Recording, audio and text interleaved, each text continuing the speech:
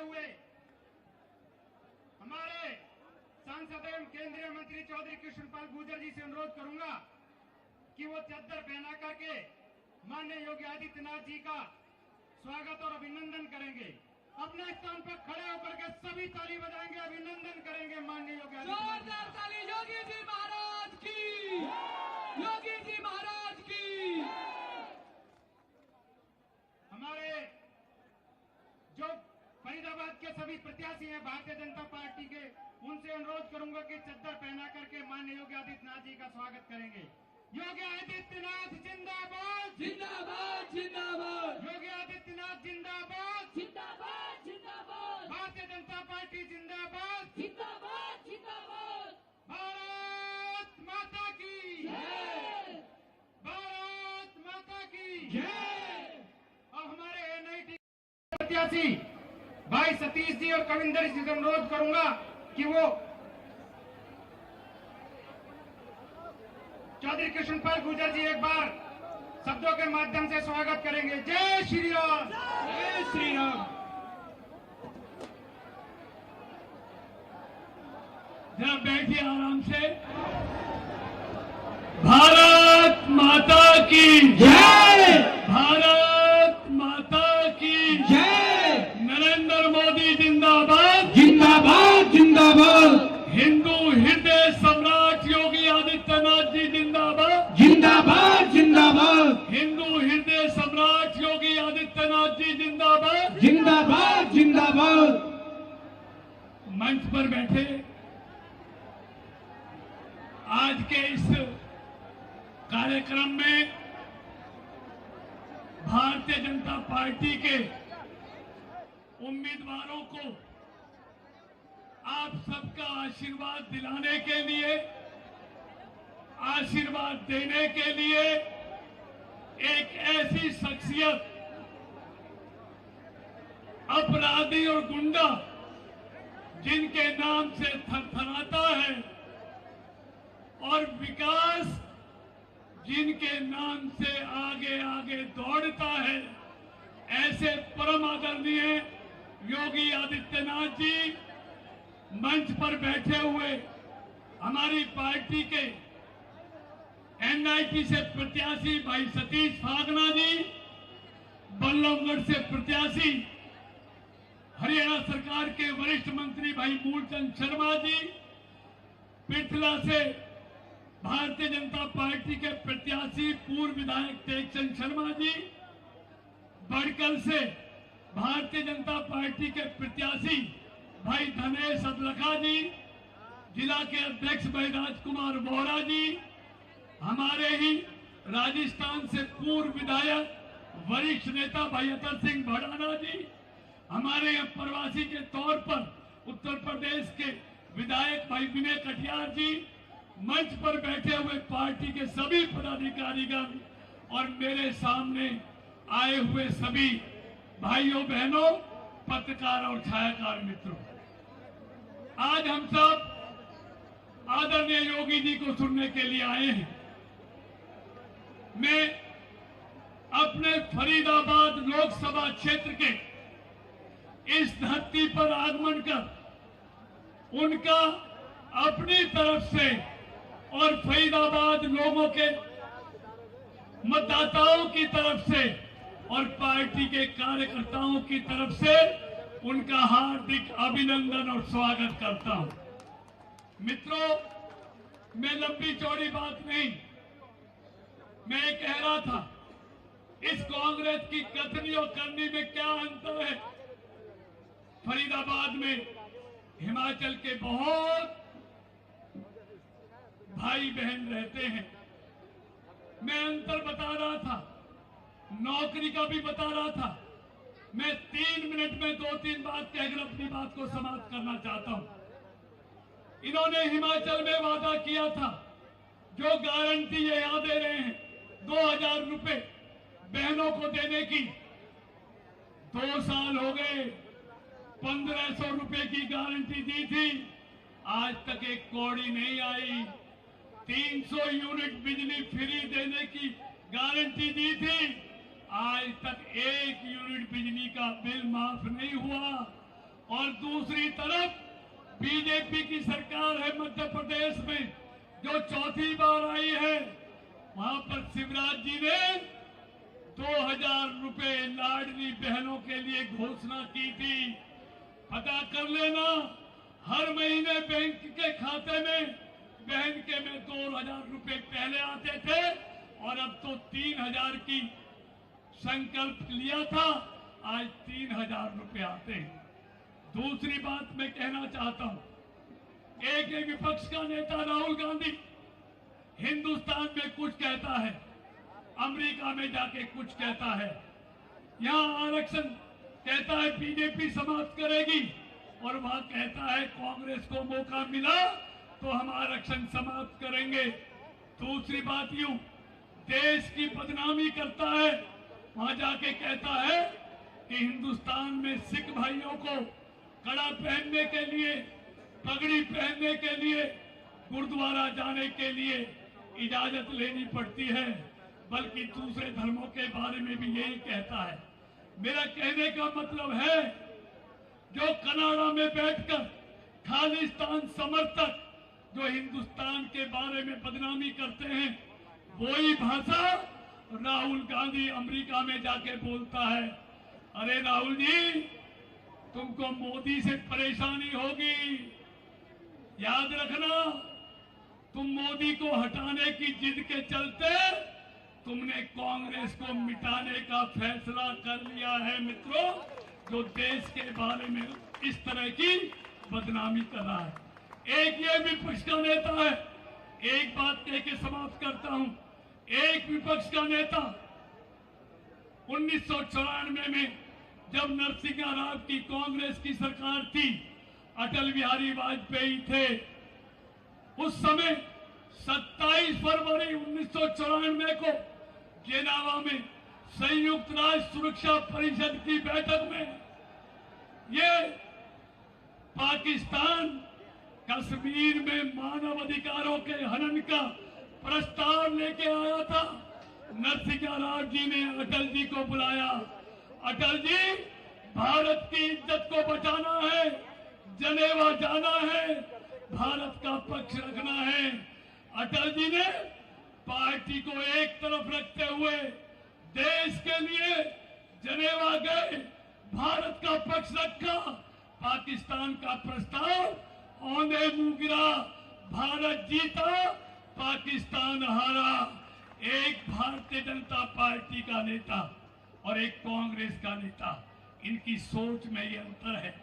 एक देश के लिए पार्टी से भी आगे बढ़कर देश की वकालत करता है और एक पार्टी के लिए पूरी दुनिया में देश को बदनाम करता है।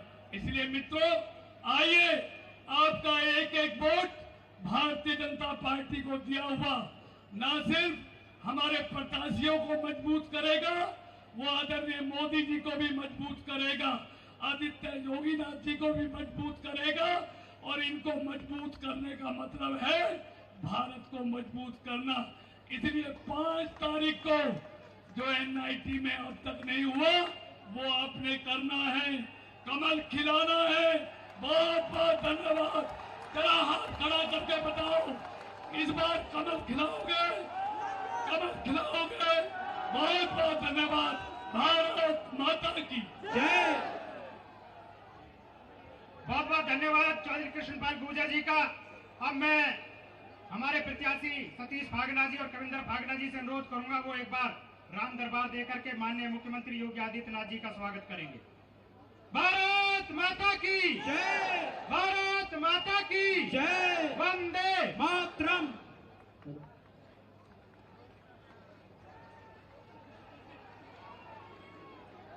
अब मैं सतीश जी से अनुरोध करूंगा कि वो आए और अपने शब्दों से माननीय मुख्यमंत्री जी का स्वागत करें।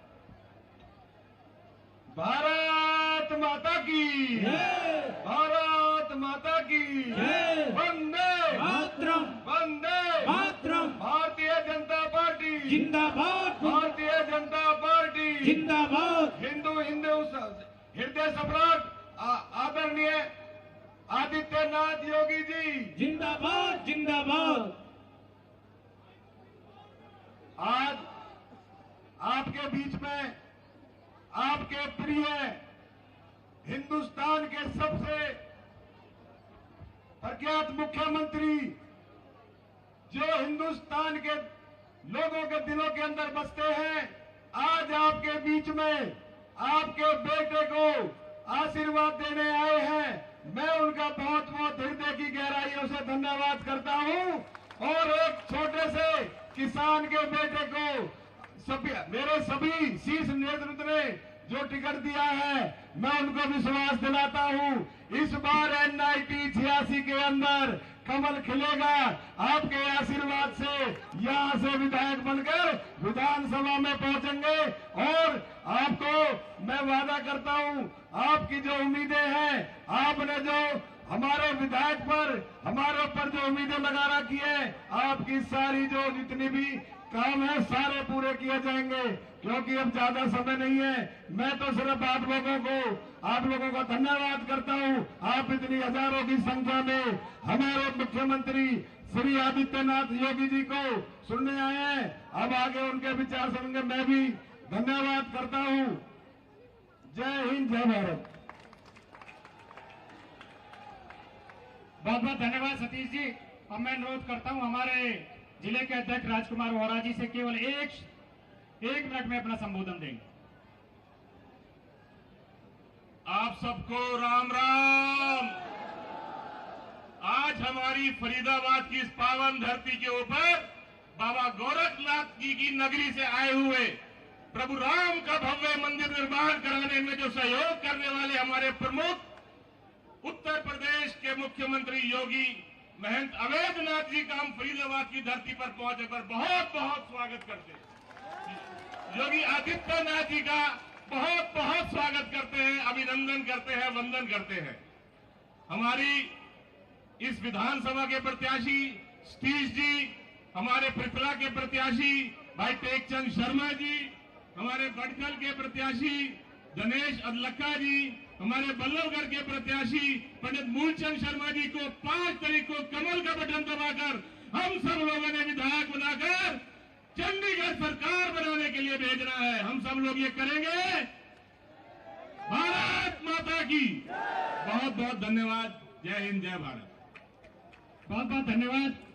अब हिंद के प्रहरी और उत्तर प्रदेश में सुशासन लाने वाले आप सबके दिलों की धड़कन माननीय योगी आदित्यनाथ महाराज जी से मैं अनुरोध करता हूं कि वो अपना संबोधन दे। आप सब अपने स्थान पर खड़े होकर के जोरदार नारा लगाए। योगी आदित्यनाथ जिंदाबाद, जिंदाबाद, जिंदाबाद। योगी आदित्यनाथ जिंदाबाद, जिंदाबाद, जिंदाबाद। योगी जी को जय श्री राम, जय श्री राम, जय श्री राम। योगी जी को जय श्री राम, जय श्री राम, जय श्री राम। भारत माता की जय, भारत माता की जय, भारत माता की जय। वंदे मातरम, वंदे मातरम, वंदे मातरम।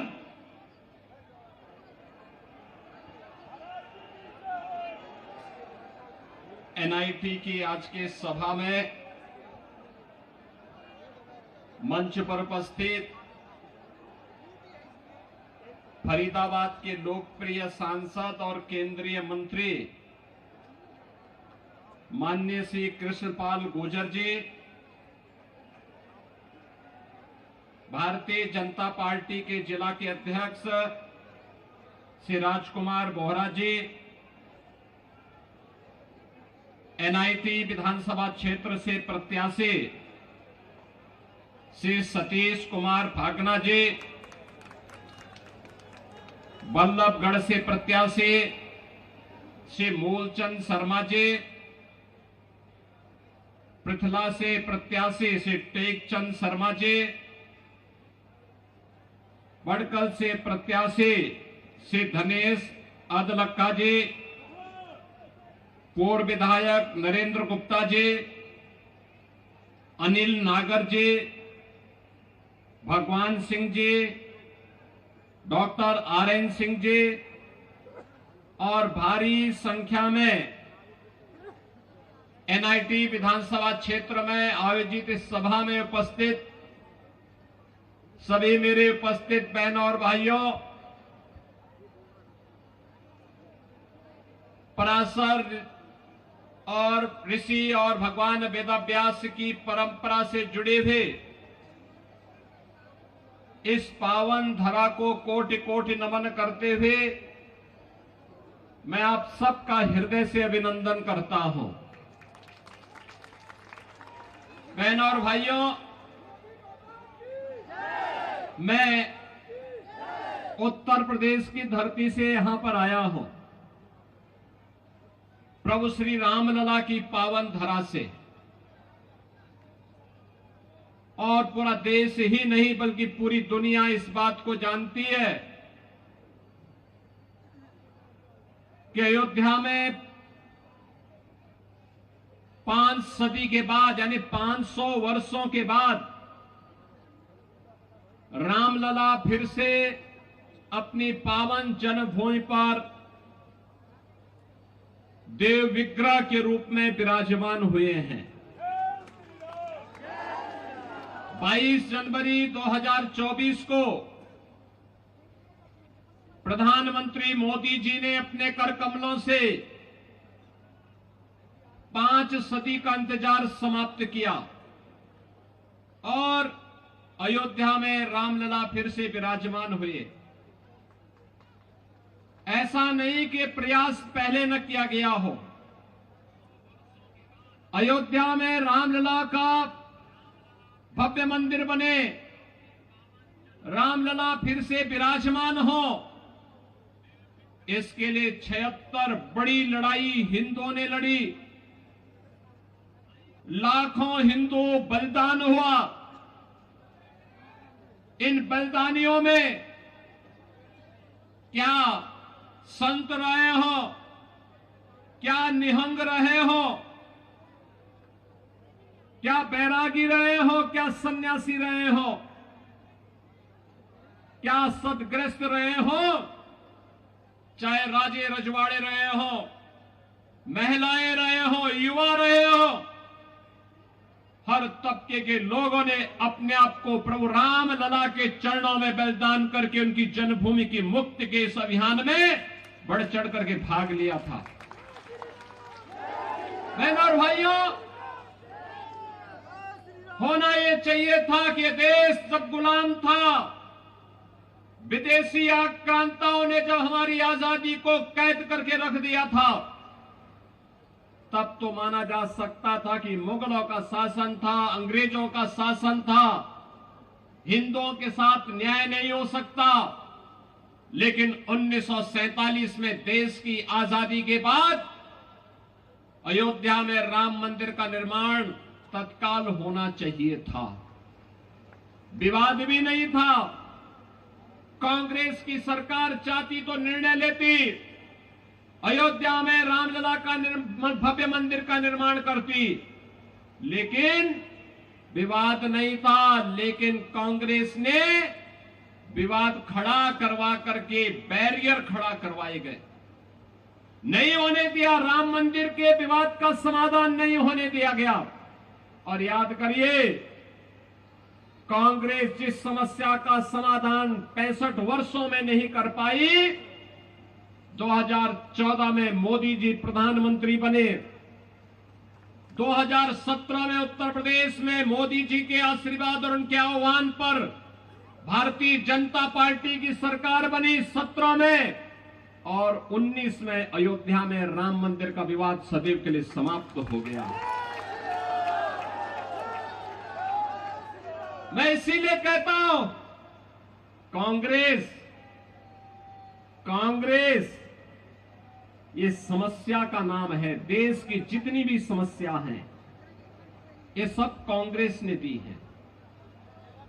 देश के विभाजन की त्रासदी हो, देश के बंटवारे की त्रासदी हो, देश को जाति के नाम पर, क्षेत्र के नाम पर, भाषा के नाम पर कमजोर करने की ये कुत्सित चेष्टा रही हो, देश को आतंकवाद, नक्सलवाद और उग्रवाद और अराजकता की भट्टी में धकेलने का कार्य रहा हो, देश में भ्रष्टाचार, परिवारवाद और भाई भतीजेवाद की दुष्प्रवृत्ति को फैलाने का रहा हो, ये सभी कांग्रेस की देन है।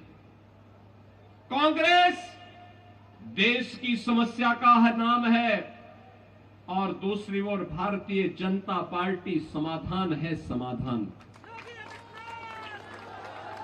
बहनों और भाइयों, मैं कल और परसों 2 दिन जम्मू कश्मीर विधानसभा चुनाव के लिए गया था। जम्मू में बारिश पड़ रही थी, मैं एयरपोर्ट के अंदर गया तो मैं तो अचानक ही अंदर गया था। मुझे तो वहां लैंड करके तत्काल वहां से हेलीकॉप्टर से प्रचार के लिए निकलना था, लेकिन मौसम खराब था, इसलिए मैं अंदर चला गया। मैं अंदर जैसे ही गया तब तक एक सज्जन बोल रहे थे कि राम राम। उन्होंने वहां से आवाज आ रही थी कि साहब राम राम। तो मैं, चूंकि मेरा कोई परिचय भी नहीं था वहां पे, ना मैं किसी को जानता था, तो मैं उधर देखा नहीं, मैंने उधर देखा नहीं। थोड़ी देर के बाद फिर आवाज आई कि योगी साहब राम राम। मैंने देखा तो वह एक मौलवी था। मैंने कभी मौलवी के मुंह से राम राम, तो मुझे लग गया, बहनों और भाइयों, मुझे लग गया ये 370 धारा 370 समाप्त होने का प्रभाव है। जो लोग भारत को कोसते थे, भारत की संप्रभुता को चुनौती देते थे, आज उनके मुंह से राम राम शब्द निकल रहा है। और याद रखना, भारत मजबूत होगा, भाजपा मजबूत होगी, एक दिन हरे रामा हरे कृष्णा गाते हुए भारत की सड़कों पर दिखाई देंगे।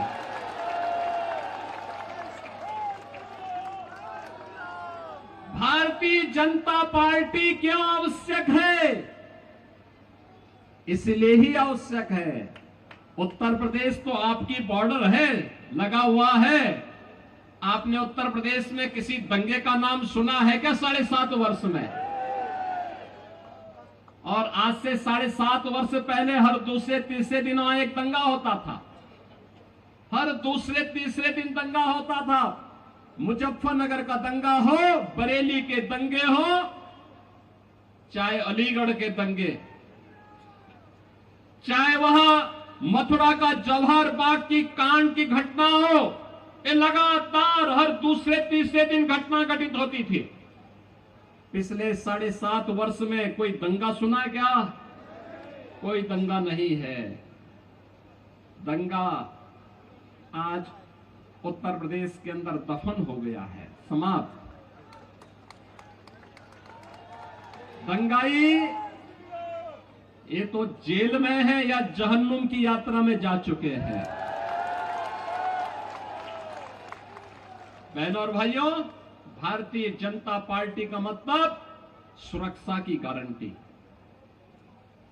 भारतीय जनता पार्टी का मतलब मोदी जी के नेतृत्व में रोजगार और सुशासन की गारंटी। भारतीय जनता पार्टी का मतलब मोदी जी के नेतृत्व में विकास की गारंटी।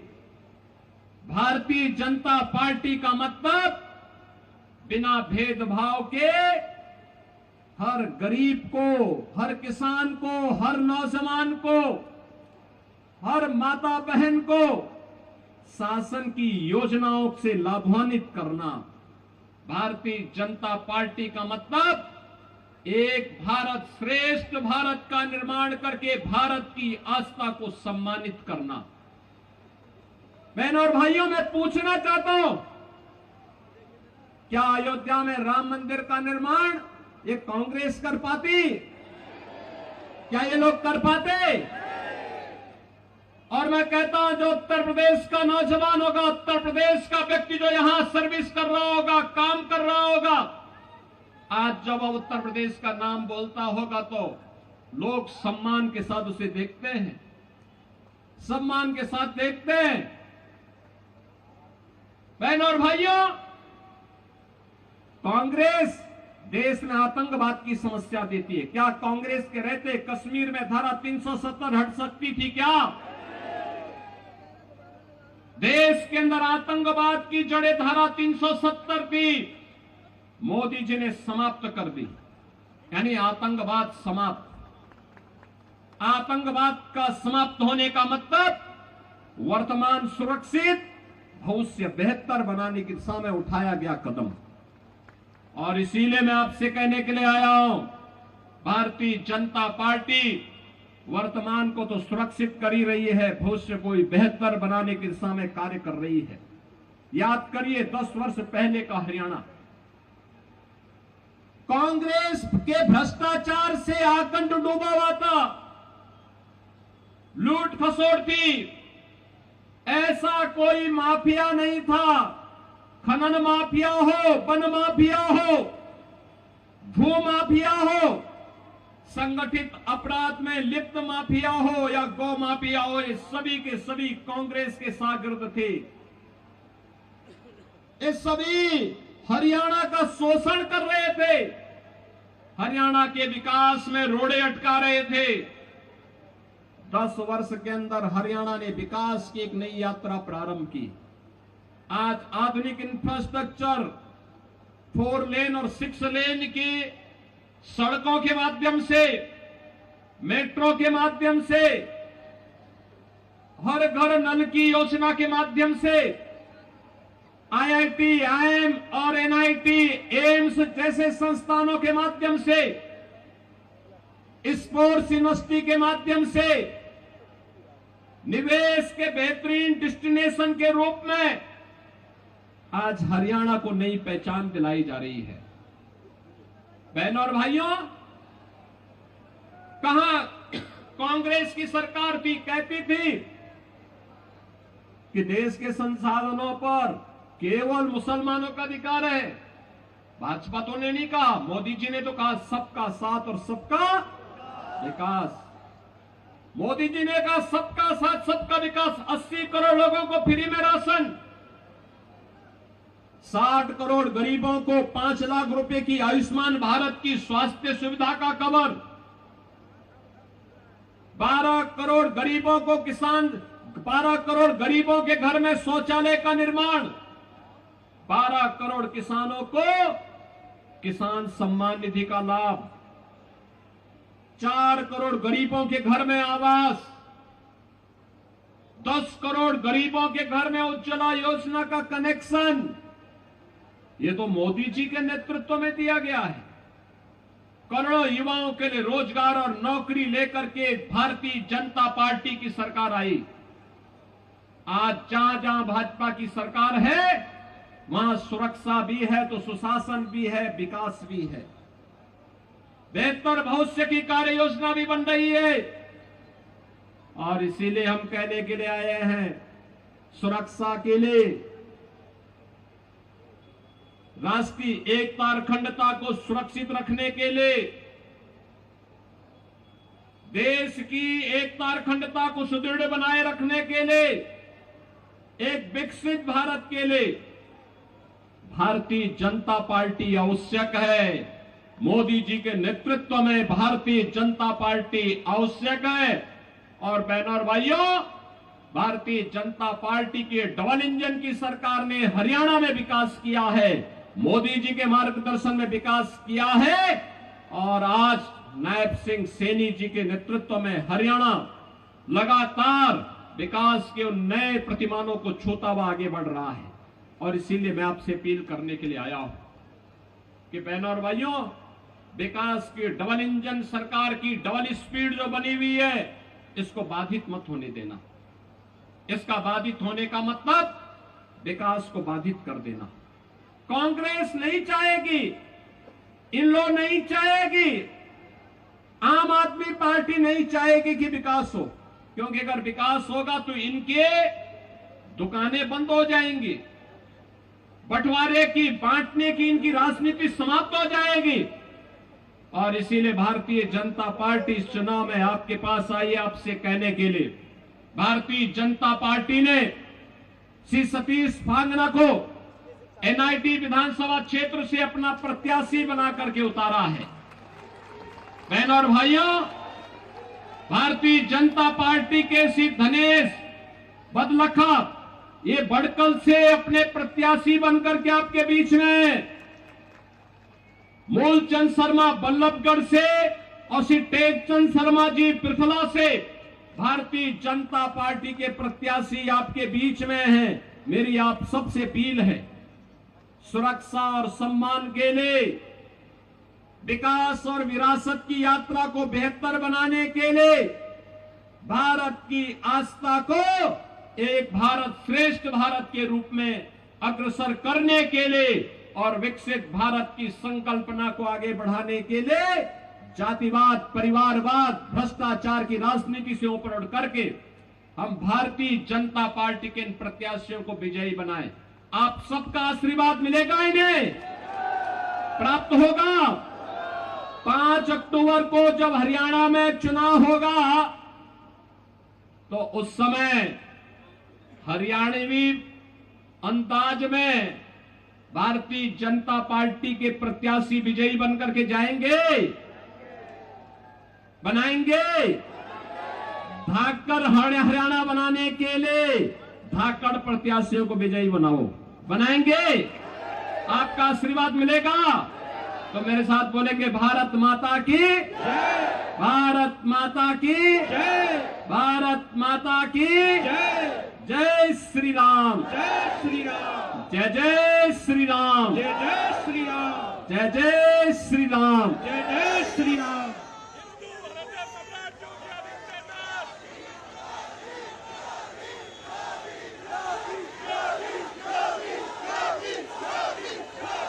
बहुत बहुत धन्यवाद। उत्तर प्रदेश के यशस्वी मुख्यमंत्री आदित्यनाथ योगी जी का, केंद्रीय राज्य मंत्री कृष्णपाल गुर्जर जी का, फरीदाबाद के यशस्वी